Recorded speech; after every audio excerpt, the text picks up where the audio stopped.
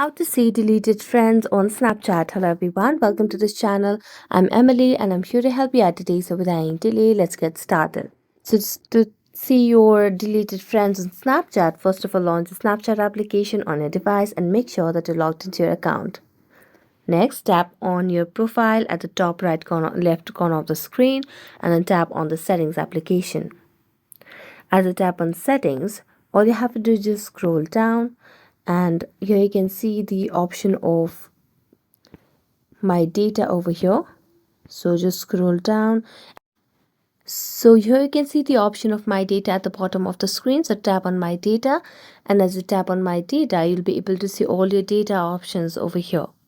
So you just have to make sure you have stable Wi-Fi connection, and here you can just tap on any of the data that you'd want to download.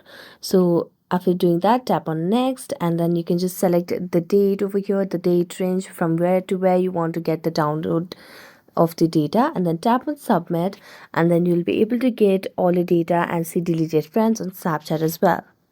So that's it. Thank you so much for watching this video. See you next time.